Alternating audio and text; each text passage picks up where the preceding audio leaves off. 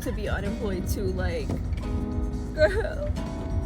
And now I'm just thinking about the money that I lost, the income that I lost. I'm broke as fuck. Rent's too. Like, I'm like losing my mind now. 2 days I've been like chill, like whatever, like it is what it is. And now it's like, oh. I'm so screwed, y'all. I literally am. Straight. work, $80 in gas, work, groceries, keep myself alive. Bounce house, $250. Work, unexpected bill, debt, work, pay off debt, work, pay off mistake from 5 years ago, pay off more debt, work, be tired, work some. That's life right now for all of us.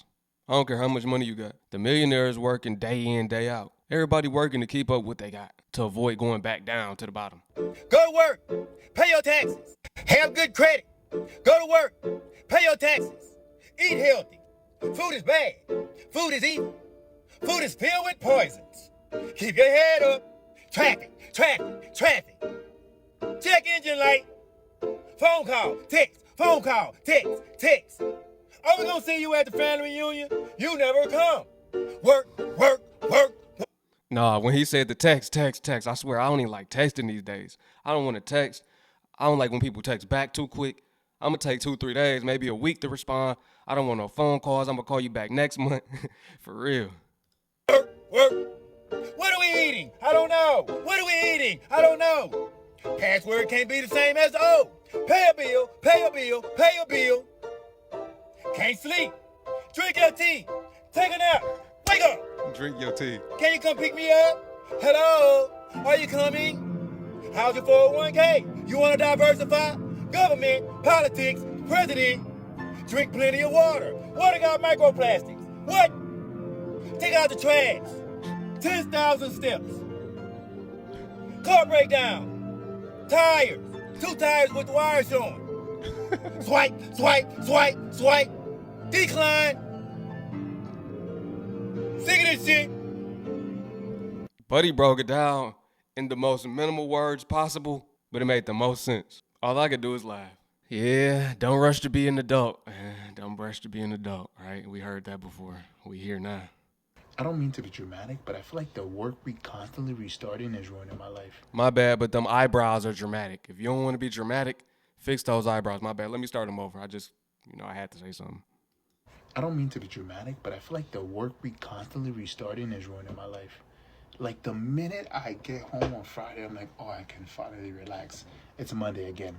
Like I'm getting ready. I'm prepping for work again, and it's just like why? Why is the weekend every like 2 seconds now, right? Like before it was like, okay, cool, you can maybe do this, do that. Now it's just like I'm just resting for work, and then I have to restart all over again. Like it's always Monday. It's like every other day is Monday. The minute it is Friday, I'm already dreading the Monday. I'm already like, oh my God, it's about to be Monday again, isn't it? Like I'm already like, wow. Like Sunday, I'm like, wow. Like, where did that even, like, it's exhausting. I guess we got old, huh? We got to rest after a work week. Remember when your parents used to rest after a work week? We like, what you got to rest for? We was kids. We running around all day, every day. Never resting. We hated sleep. Sleep was the enemy. Nowadays, after a long work week, you got to lay down for a day.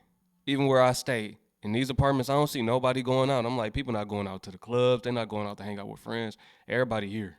Everybody just resting after a work week, for real. Everybody working so hard, they tired. Gotta recharge. Hey, so everyone has lost their fucking mind.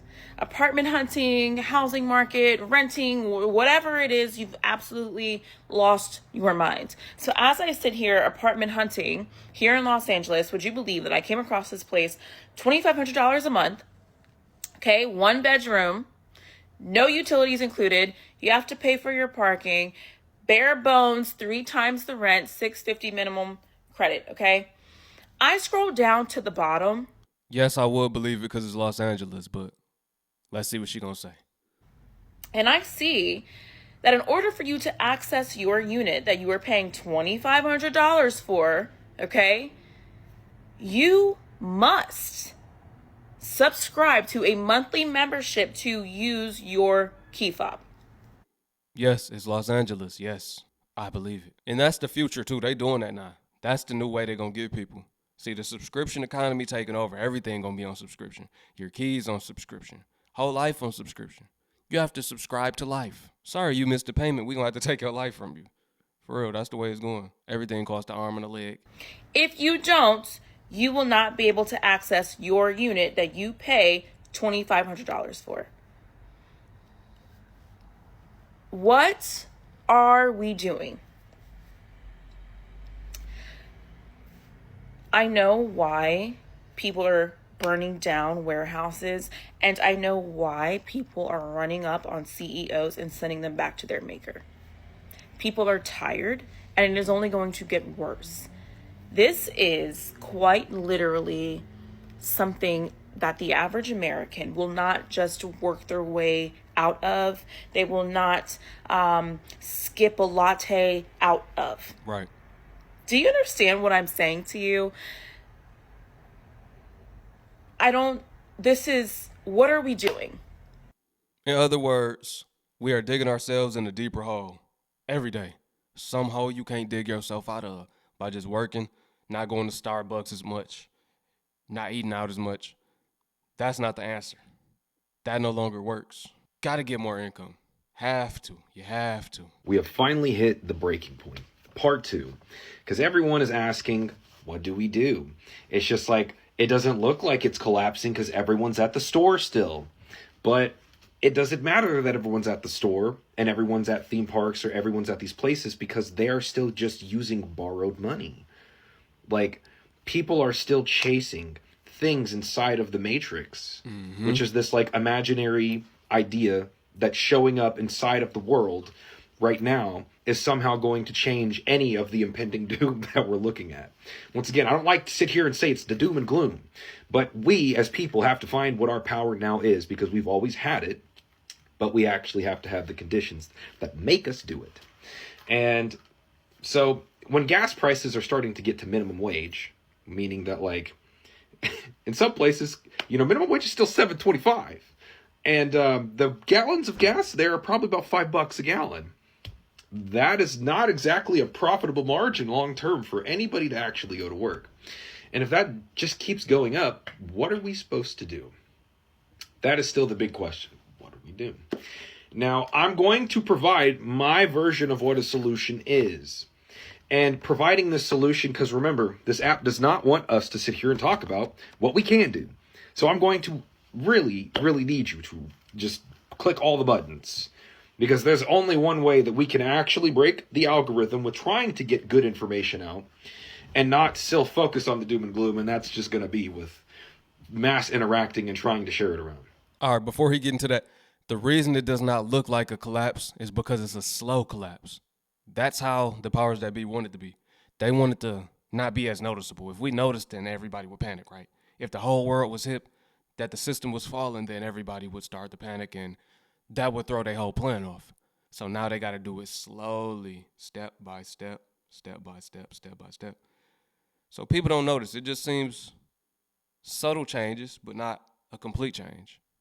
I don't know how impactful this is going to be.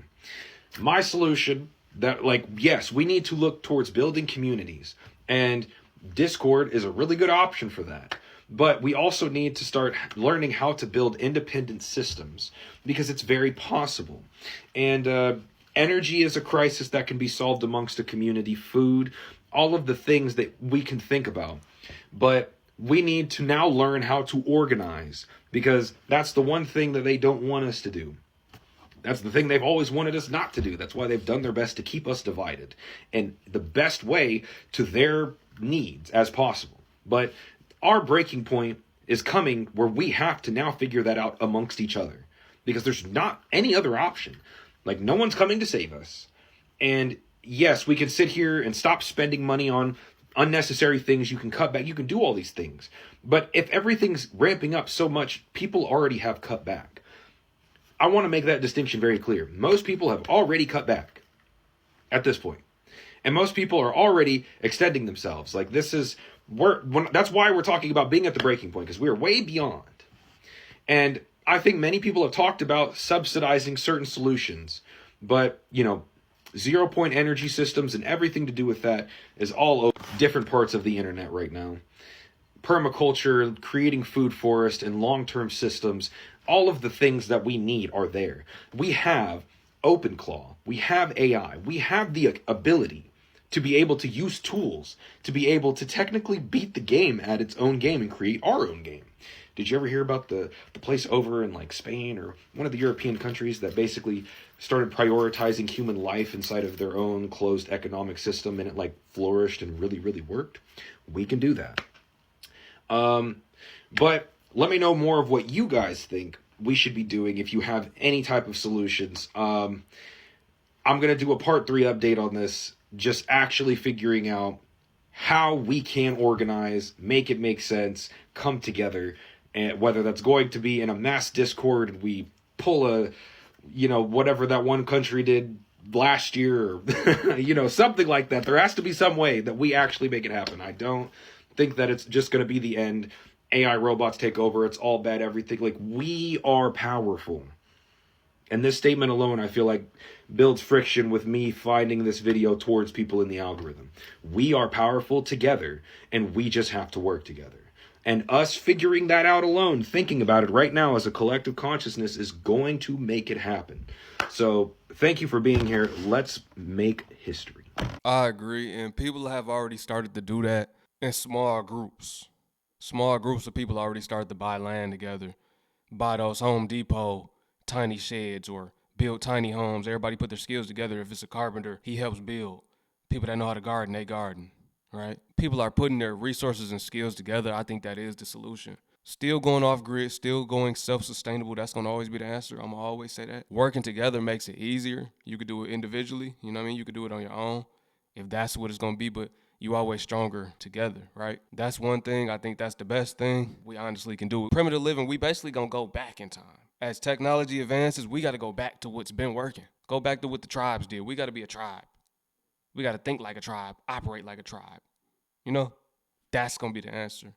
Everybody working together and living off the land. The land is the answer. They can't make more land. You buy that land, you control that land. You do everything off the land. But see, they got us confined to these cities. The people in the city is going to be the ones in trouble.